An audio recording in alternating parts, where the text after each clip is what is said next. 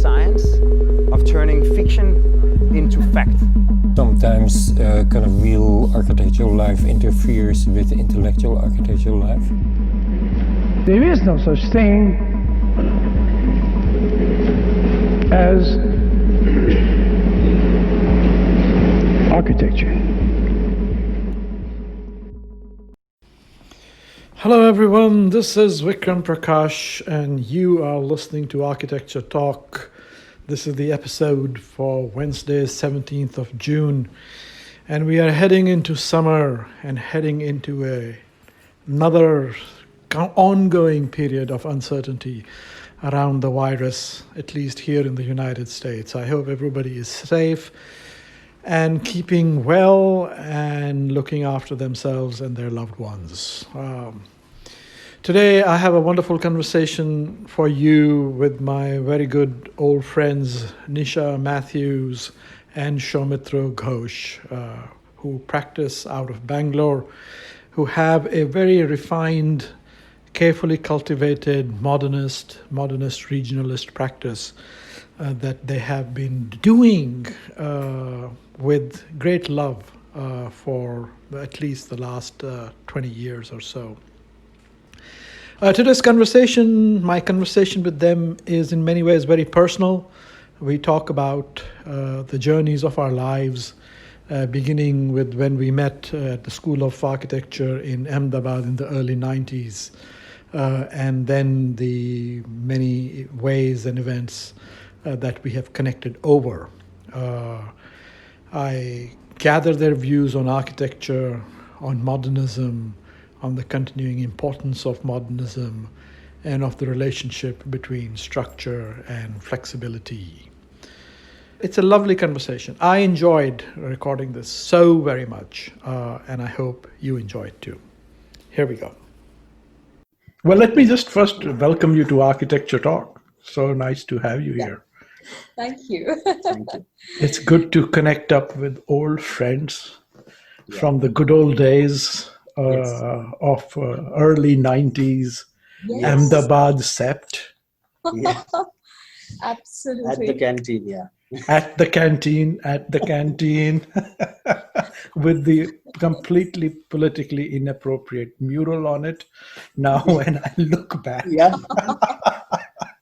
Yes.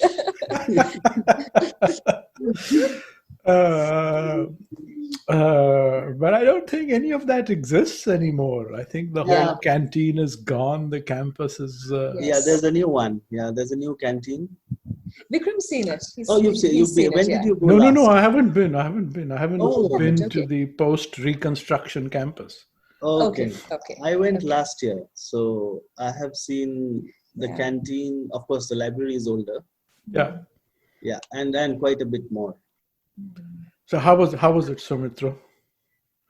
Well, it's pretty gentrified, you know. I'm just Gentrified, looking for the students to now wear suits, you know. Yeah. It's become a sort of blue suit university versus when we were there. It was still a late kurta pajama jhola university, no? Yes. Yeah, it's changing. Yeah. No, I was going to say change is good, but I think there's always, when you reflect on it, there's always learning in those very, in undefined spaces. If everything is so specified and, sort of neatened up, it's, learning becomes, difficult, I think. Learning becomes programmed. That's right. Yeah. Right. It is Learning. very strongly structured, actually. Yeah. Because I think this time, I think we are going to, since all the classes are going online. Yeah. So I think we should be doing a studio. Are you going to be doing a studio online in Ahmedabad? Yeah. Because this semester is supposed to be online. So. I see. That's wonderful. So I'm looking behind you and I know your practice. And I know I can see the concrete ceiling behind you, and I can Oh, yeah, see a sort of a distinct, sort of vaguely modernist, Yes, yes. almost Corbusian photographs in the background. So that's the library on the side. But you guys are still very much holding on to the great torch of critical modernist, late,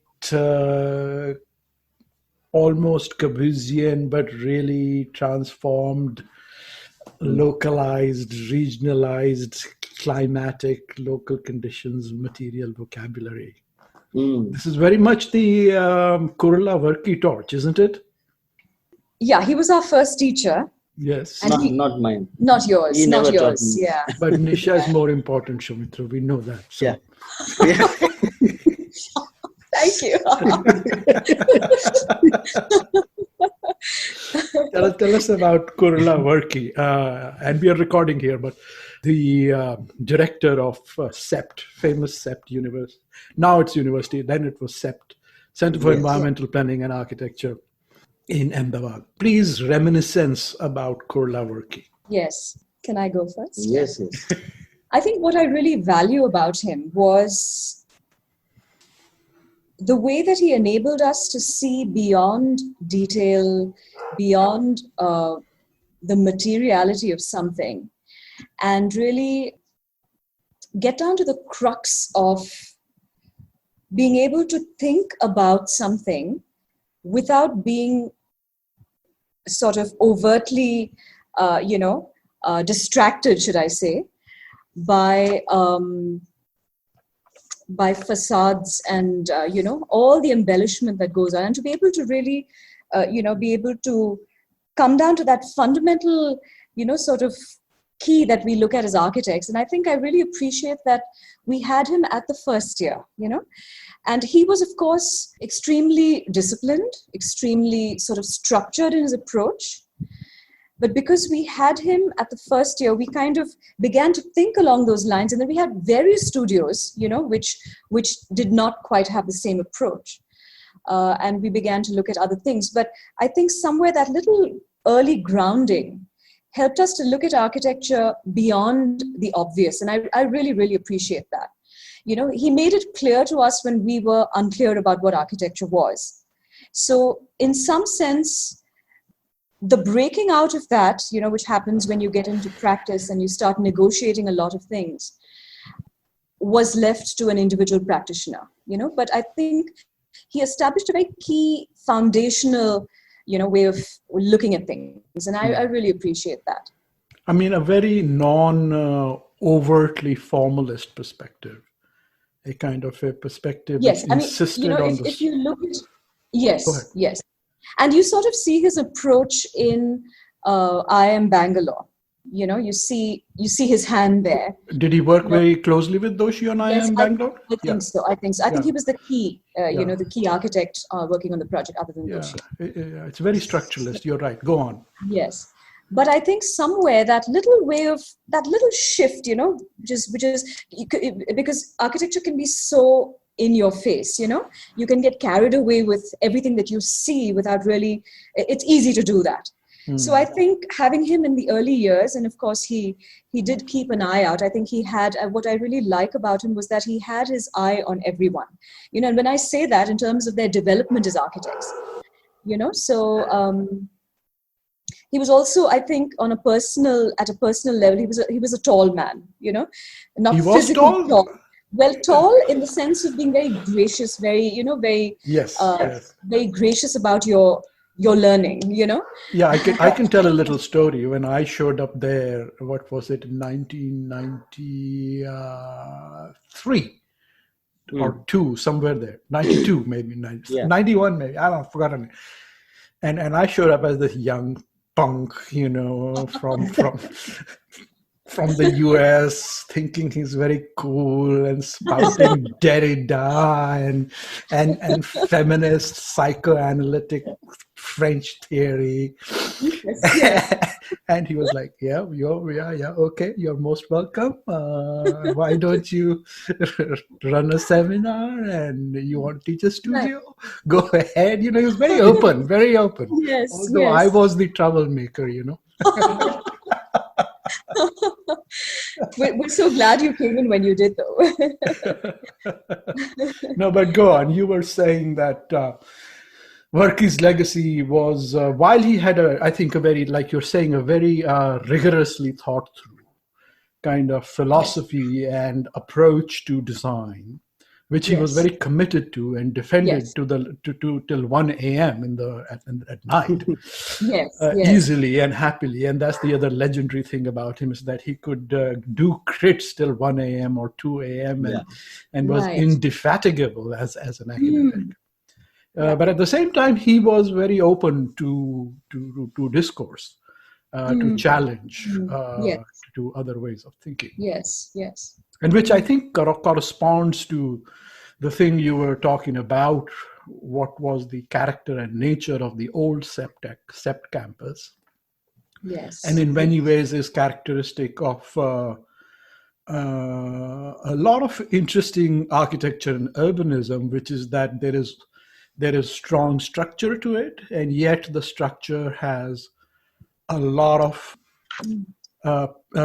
availability for Yes. looseness and unexpectedness. That's right. And in fact, that is precisely where the life of the project lies. Yeah. Mm-hmm. I think I had a slightly different reading of Varkey as I saw him grow. And because 87 he came back and Nisha's batch was the first one. So I was doing my internship with Doshi, and so I was spending rest of all my time in school. So I said, so I met him and said that I'm doing internship, so can I attend some of the lectures? So his answer was, by all means, you can attend any studio you feel like, anytime. Just tell them I told you. Yes. You can walk in wherever you like. But I saw him transform actually in some ways, especially in his architectural thinking. Oh, Because really? I think Yoshi's IIM Bangalore is heavily influenced and perhaps also detailed to an extent in terms of facades. And proportions, Doshi is of course extremely good. But I think there were certain principles which I think Varkey brought in. And that's not very different from what was happening in Turkey. Where he was when before you that, yeah. Yes. Yeah. So there is, but gradually I see, I mean, I'm looking at Varkey's sketch, which I have of a project which I was working at on in school. And so I think Doshi's experience for Varkey was quite, I mean, for him, it was almost like a blessing, because I think he had the clarity, but I think he did not have perhaps the realization of living with unanswered questions. Mm-hmm. And So I how think did he that's change? what- Yeah. So Doshi, and that's perhaps reflects the time actually. That's the time like when the experience of India, understanding India, we talk about Khildani's book, and all that time is The idea of India. Yeah, India changed around in the early 90s with so there was a heavy bit of questioning happening, and it was only throwing up interesting questions, and I think that was the most important contribution of that time. No, but how did Varkey change? Yes, so what I see even from the sketches that I have here, I could see that his approach was softening in some ways, which would be less deterministic.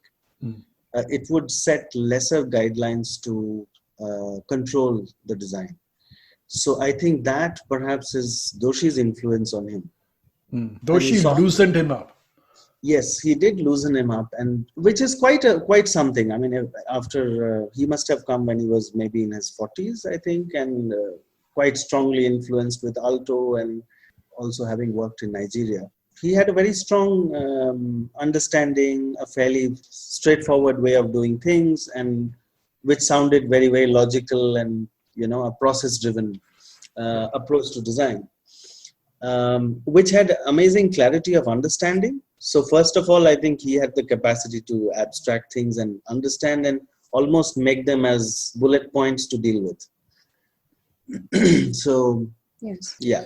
Nisha, how would you encapsulate the philosophy of the Ahmedabad, the pedagogical philosophy of the Ahmedabad school in the late 80s and early 90s when you guys were there and when I ran into you on the lawns of Sept? I think we were really looking at, similar to how you summed up, a part of our practice. I think that, it was strongly modernist, actually, at the time when we were taught, though she provided postmodern surprises, when he talked about things, when he discussed his projects. Mm-hmm. And as students, it was, to me, it was a little shocking as a student, Sacrilegious. Yes, when you've been brought up with, these ideals which are going to change the world radically, So I would say, and I think it was strengthened. I mean, maybe it actually began. I think things were much looser and more maybe unclear before the coming in of Varkey. Mm. So you're talking to someone who was absolutely at the time when all of this was changing, and changing to the extent that our lectures and everything was sort of, planned by Varkey to give us the inputs, questioning Indianness and, all of that, and questioning styles and, all of those things. So I think that would sum up the mood of, the School of Architecture from 1987 to, I think, for the next 5 years strongly. But post that, must be longer. They have been a little longer. 10, 15 years. Yeah. But let's telescope that ahead. And now tell me, it's 2019, I think. What year is it? It's 2020, I think. 2020. And how has your design philosophy evolved from, or more importantly, transformed from that way of thinking? What have you learned over this time in practice? And what are sort of sort of transformations that you are working on in your thinking over this evolution from the 90s to the present? Okay, so I think you'll get two answers, which are, because there is a divergence. I'm very interested now. You have my attention. So, yeah. This is, of course, something which I've been exploring. And I think it's also a kind of coincidence of the kind of projects which come. And maybe it's also a point where personalities and personal characteristics sort of how they deal with a particular challenge. So having done from, let's say, a conservation project where you completely try to almost you try to be invisible to what you did, because that's the focus, to making of, let's say, public places where you try to keep things as loose-ended and set up only a bare structure of things.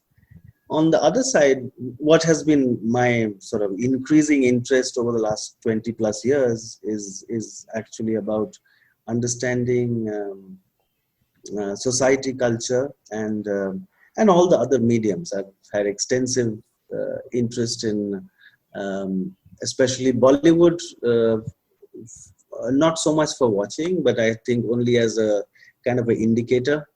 Bollywood? Did you say Bollywood? Yes, yes. You're doing Bollywood modernism?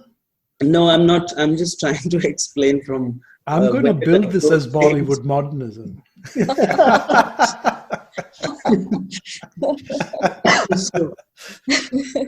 So I was. So I think every project, I think I almost have a different personality. So I think that's the you're kind a chameleon. Is that what you're claiming? Yes, I mean it takes very different colors, because it's not about what is required for the project. I think it's actually to look at deep inside what the project can be. And I you're asking the brick what it wants to be kind of an approach. It's sort of still a very rigorously Cobb-Kahnian perspective then.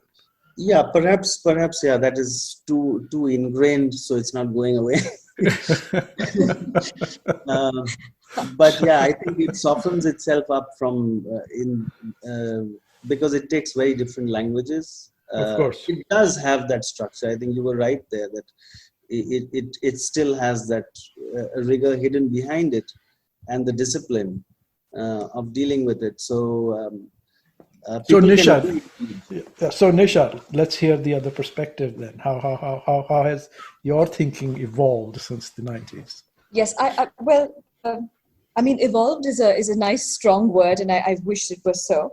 But I think my current and preoccupations, which when I say current, I mean for the last maybe 10 years or so, but really now, very clear, is a sort of preoccupation with the land. I mean, I think it's a kind of a withdrawing from saying I want to do a building, to really sort of this desire to look at what is essential, to look at really and to just pull back and to look at how lightly. And so it kind of ties in with an interest in reflecting on ecology.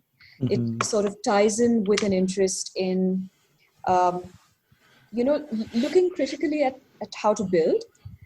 And when I say ecology, I'm not just talking about building with, what are commonly known as sustainable materials, not in that sense, but really looking at the ground and the landscape and the terrain and, just kind of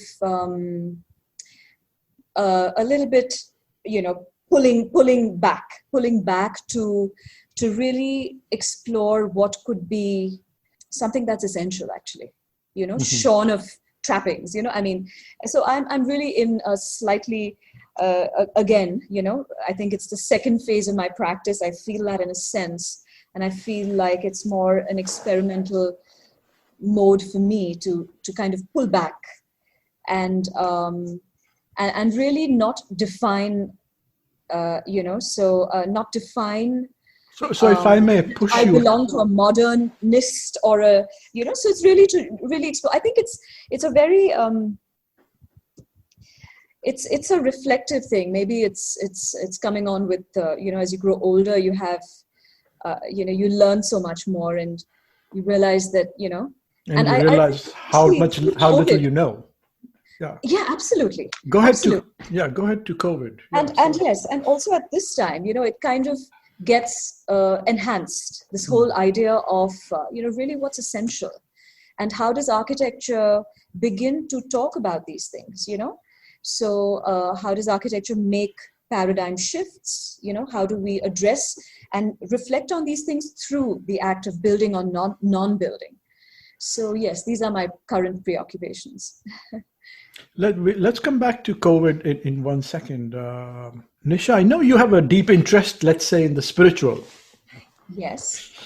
And how has that influenced your practice or design philosophy, design thinking? I think it's had a very, very deep impact, because I feel a sense of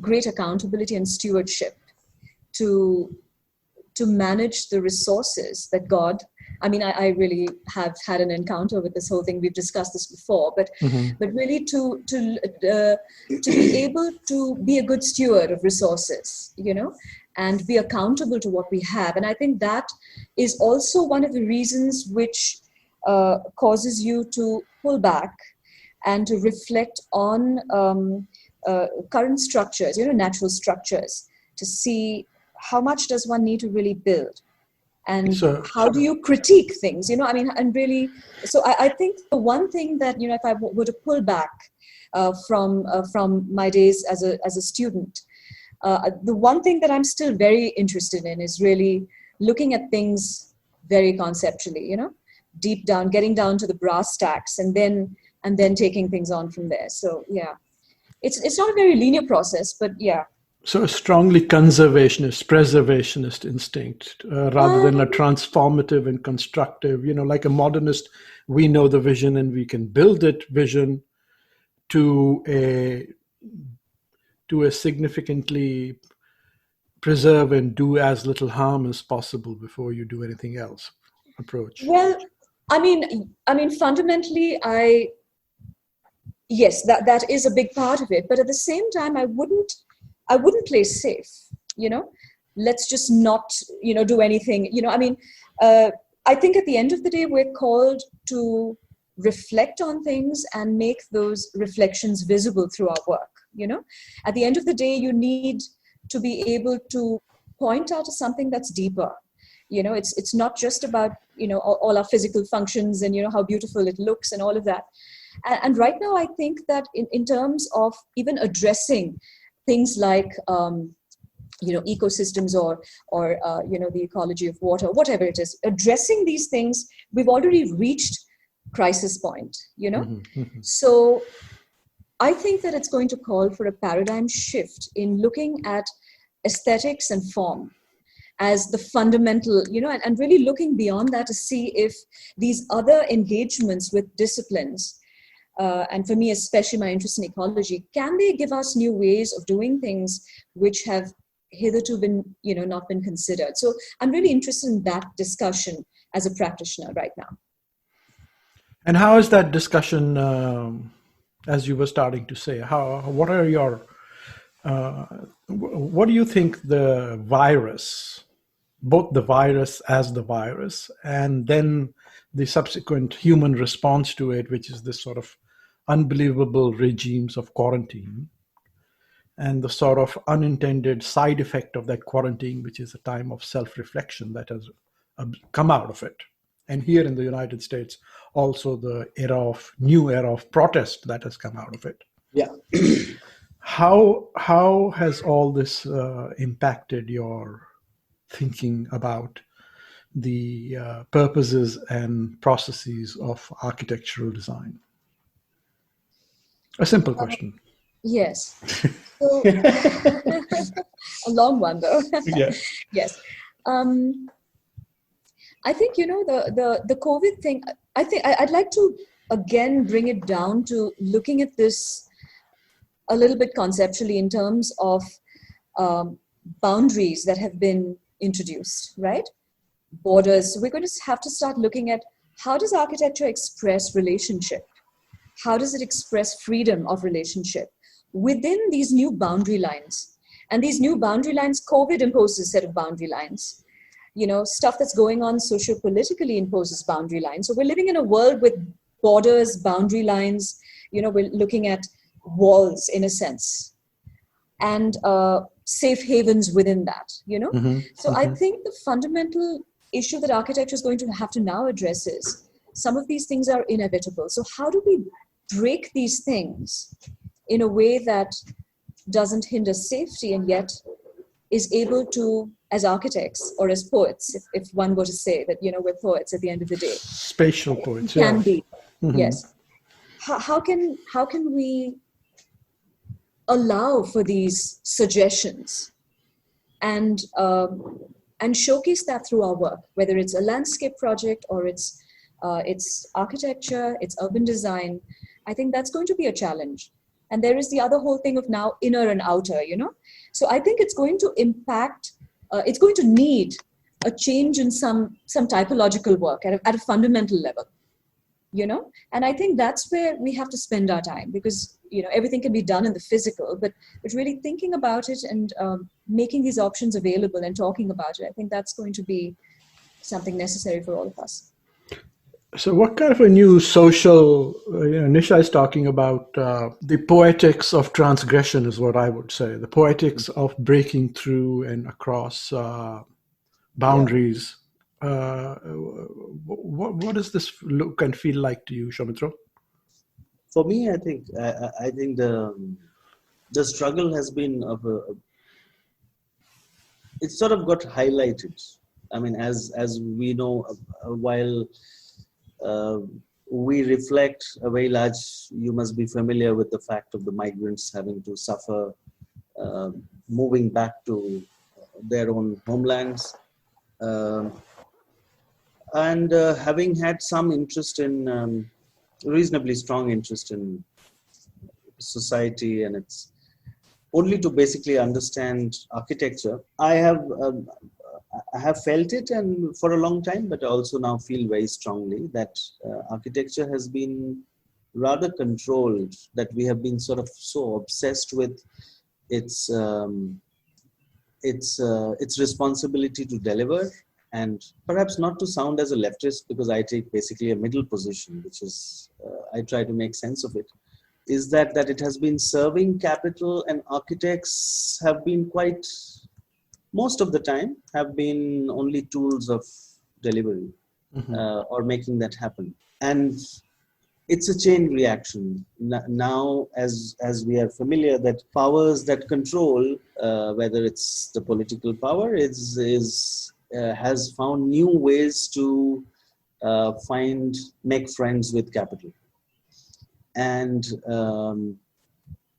largely in a lot of countries becoming autocratic, very controlling. So I think where architecture comes in, I'm hoping that this realization of a large number of people in society will put pressure of the need for capital to be more human and generous. And that would then show in architecture it's like it'll perhaps become good manners to be more generous, and that would then reflect in architectural design and the focus, because I think that's what we've been losing, because policies have taken really a backseat, because post-independence, we started with a very strong ideological socialist position, which had its own problems. And now capital is in different hands. It has new partners, in new methods, new arrangements. So it's going to be a long struggle, and it's not very different from when we were talking about SEPT. It's a different world. It's a world which is changing, and is feeling the pressure of capital. And this pandemic, I feel, is a strong jolt for us. On one side, it has been rather comfortable, and quite in some ways it's a luxury to have had this time of quietness. I hope that this idea of change, because I see that it's not an easy process. It will take X number of pandemics, and it will take X number of events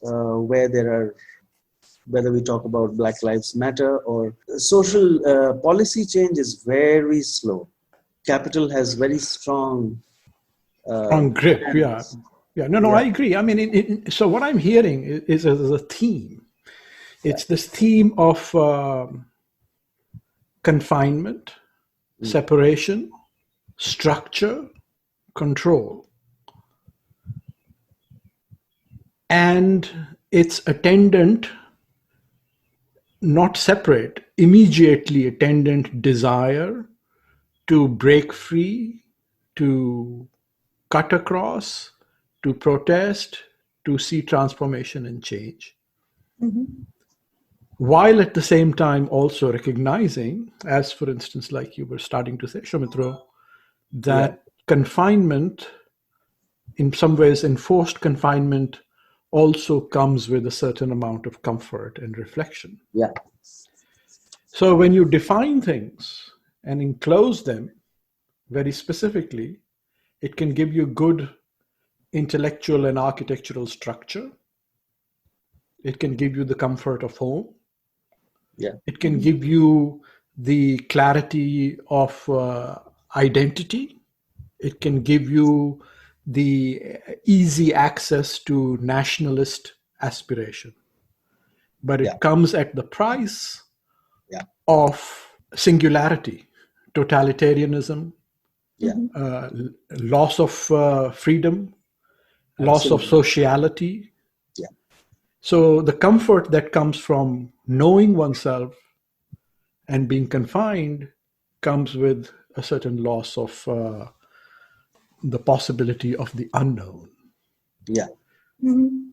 Yes. So I think that's I think a kind of a romantic notion of, or it might be considered stupid from the other side, that you enjoy the notion of the unknown, which is And the indeterminate. yeah. So but I think there is enormous potential. While one sort of is more reductive in nature, I think the unknown actually has the capacity to to have an infinite horizon. The unknown, Nisha, is, of course, the divine then, huh? It's not that mysterious when you engage with knowing who God is. And that's the wonderful thing, it's not something far away and vague. Yeah. Right. It's at hand, and you also brought up the poetics.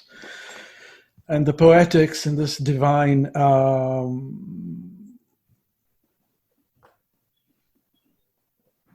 I'm wondering which direction to take this. Both would be fascinating. One is to get into a meditation of poetics and the divine with you. The other would be to say, to contest that right away and say, well, the virus is pretty unknown. And you could call it poetic because it's invisible and abstract almost. To us, it's abstract. I can't see it. I mean, it's supposed to be right here. I don't see it. And it's all pervasive and it's everywhere. It's very proximate. It's right here. It's probably on my nose right now. Mm. And yet, it can mutate on its own. So Nisha, you were talking about respect for the world. Respect for the? For the world, the external world as made and given. Yeah. And that includes the virus. We're not sure. There are claims that it is man-made. Yes. One is not sure of anything these days. I mean, the world is also scary and dangerous. I mean, it's the natural world, the world that God made for us in 7 days or 7 million days, is not quite the Garden of Eden, is it? It isn't. But to answer that question, it would go off the whole scope of architecture. So, but it's. I mean, in a nutshell, there is redemption, right? And my study of biblical text, which is very, very fascinating to me because it confirms across the centuries, it confirms things. But it is not when you read it as from the outside, but when you read it from the inside. When I say inside, I mean that you already have faith, and faith is the thing which changes that whole reading of it. So I think that redemption has been made provision for. And to me as an architect and as a person living today in the day of COVID, that is the hope, that you can overcome it. And if I were to be specific about biblical text, then you can overcome it with the blood of Jesus. It's as simple as that, Mm-hmm, mm-hmm. And we've had cases even in our family of miraculous healing. So from COVID. So that's a whole other discussion, but yes. But can architecture function as a kind of a miraculous healing through the poetics of transgression, as you were saying? I think so, Bikram. I think that it has the capacity to do that. but it's a lot of hard work. And it's also about being able to use the tools, the God-given tools of sunlight and, just all of those natural constructs which work together, to be able to use that and to understand it, actually, to understand it intrinsically and intricately. So now that's going to be a journey, of course, because we're constantly discovering. But to be able to use that as a tool, I think, is powerful. And in that, when you turn around, you turn someone around, and at that exact moment, maybe the sun is hitting something else, and there's just this whole burst of hope. And I think that's what we're called to do as architects. It's nice to be able to reflect and critique, but I think fundamentally we have the ability to do this via the shells that people inhabit, whether they're landscapes or buildings again, or even or cities or towns. So I think that's a tool which is going to take a lifetime to master. But if we're smart, we can begin to do that. And that's what I hope doing with my work. I really hope that it happens. Of course, the best architect is always in your head, and by the time it gets built, you think, I wish I had done this differently, So it's a thing to be experienced. Soumitra, Nisha has spoken about the importance of faith, and many times I feel that designing and believing in the processes of design also requires a certain kind of investment in faith. It's a kind of a faith in the technologies of architectural thinking, or the sort of possibilities of design thinking. From a rigorously modernist, I would describe it as a rigorously modernist perspective that you articulated earlier, as looking at each project for what it is and asking what it wants to be. It's designing is a kind of a faith-based kind of a faith, isn't it? So I think first of all, if you're looking for Garden of Eden, then you could check in Aryabhat. You might find it. Aryabhat? Aryabhat. Aryabhat. I don't know Aryabhat. So that's a fictional place. Okay, I'll look for it. Yeah. You'll find it very interesting. He's being very sarcastic, of course. Okay, all right. So I think you sort of poked in the right direction. Yeah, I try to look at the idea of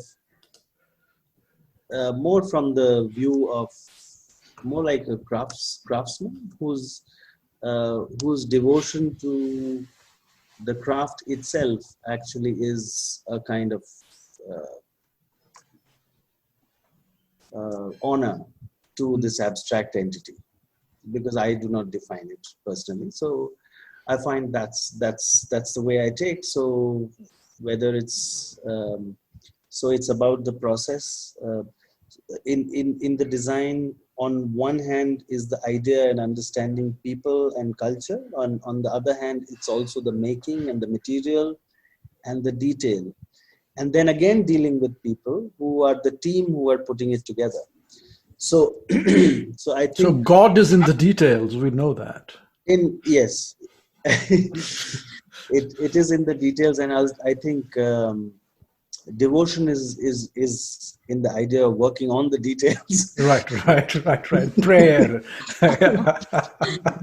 Yeah, that's our riyaz, So it's our riyaz, and we also shed blood. We also believe in the blood and body of the detail, no?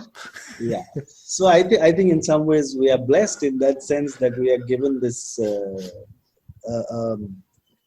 a medium which actually engages with people and it has a very diverse spectrum. So it has a deep connection and yet almost inanimate.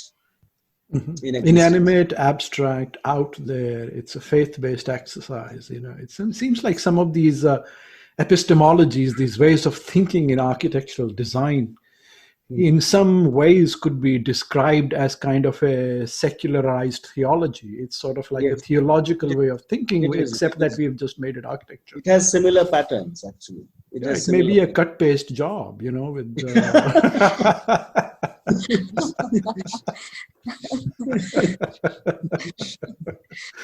Isn't it? I mean, I think this is more like Tarkovsky, I think. So yeah. Now, Tarkovsky was a deep Catholic. Don't forget that. yeah, but that only by me. It was too abstract for the Catholics. His whole point was to illustrate the nature of the divine in some senses, very much in nature and in sort of light. Isn't that? I mean, Tarkovsky, a brilliant architect, man. I mean, You're right. His dealings with light were phenomenal. You know, the way he dealt with light. Absolutely, Yes. yeah. Light and fire and penance and rigor and perseverance and quietness and monkishness, and I mean, totally. Tarkovsky is the ultimate Catholic architect. And also structuring the whole narrative. I think that's perhaps, I mean, of course, architects have been very keenly interested in the connection between how narratives are unfolded through cinema, because at least it has sound, it has vision, and certain things which architecture finds in common, or the structure of literature, which is perhaps even richer because there is no form, and it leaves a lot of the form and the formation of the settings of narratives to only an implication or an implied setting at some times. So architecture gets quite interesting with, especially the direction sort of I've been taking is sort of, it dips into various things. So in some ways it is dissolving there is a very strong personal control, but yet it is also trying to dissolve the presence of that control. That sounds pretty mystical to me. Mm-hmm. Dissolving control through control. Yeah, but that is in a sense the struggle. I mean, the sort of, we were talking about earlier, the whole point of structure is to break structure. The whole point of creative structure is to break structure. The whole point of totalitarian structure is to control structure and enforce it. I mean, and these kind of contradictions should be visible to us, should feel correct to us if we think of them not as logical fallacies, but as necessary inhabitations of life. Right. So how you're living in a house built by yourself, and you're having to live in it now 24/7 for weeks on end?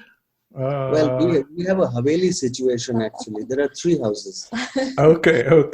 Next to each other. Between each other, yes. And the road is the Angan, so we have to cross the Angan from one house to the other. Okay. And so this is my space, which is my den with the library and the table, and I spend my whole day. Nisha has another den in the other house.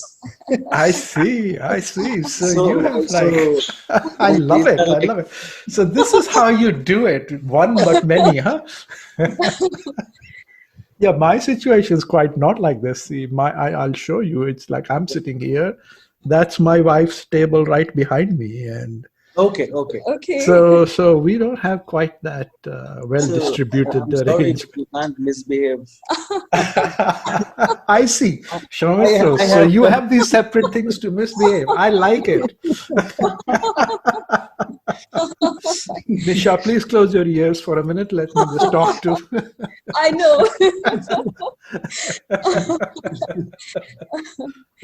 I think No, it's not a joke. It's not a joke. The whole point of life is to misbehave in some senses.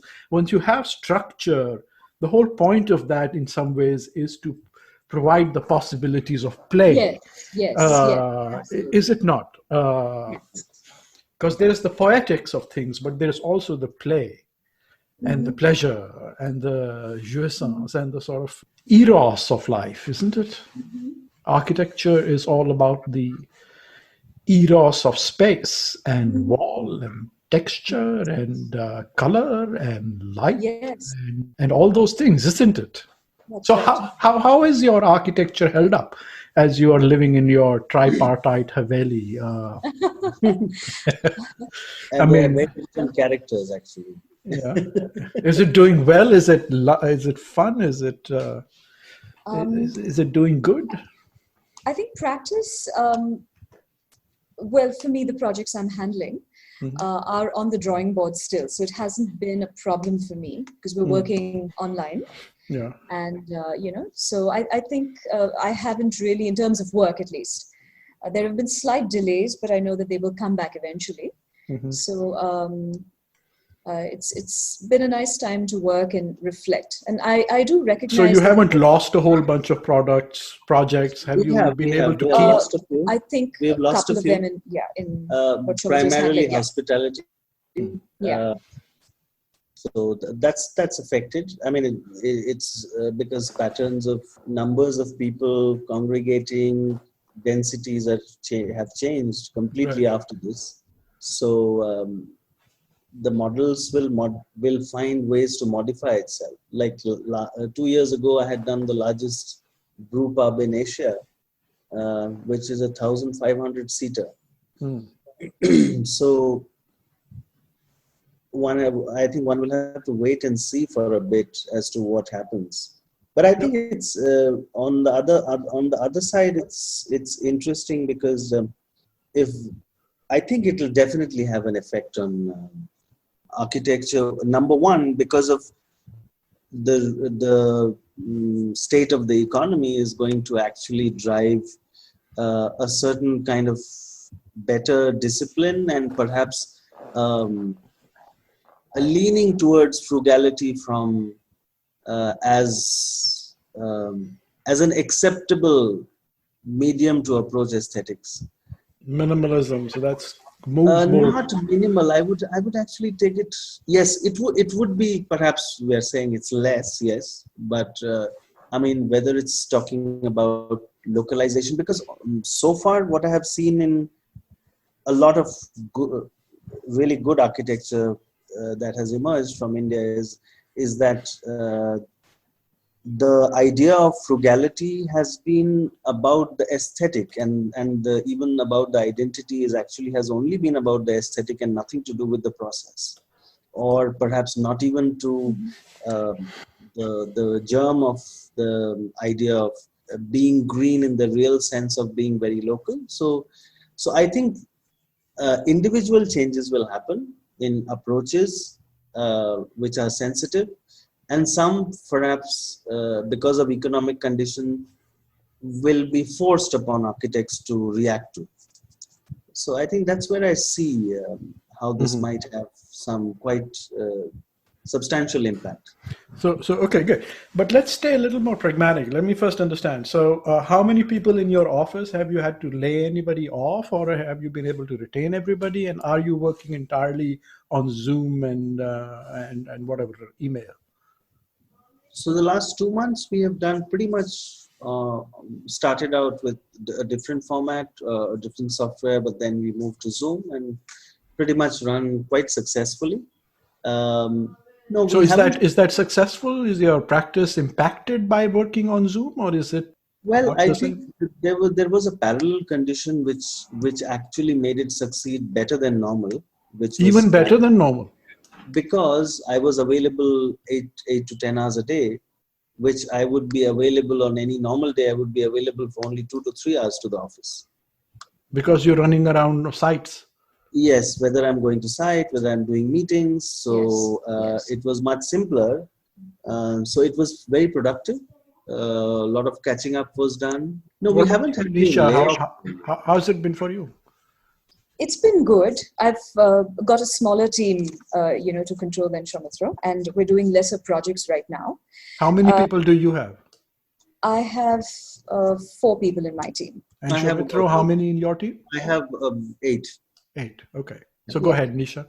So, so we're working on multiple things right now, and they're all on the design board. So it's been good, in that sense, because you save time coming and going and travel and all of that. And you're able to spend time when you have to. Yeah, where you have to, rather. So a lot of time on design. I mean, and one of the things that really has emerged is the amount of time that gets, pointlessly wasted running around. Yes. When you can do a lot of things by Yep. home, there seems to be just a expectation that we Yes. must meet in person and everybody must be in the same room. That's right. And That's right. Right. if absolutely essential, we can Yes. meet, Yeah. but you can stand away from me, and Yes.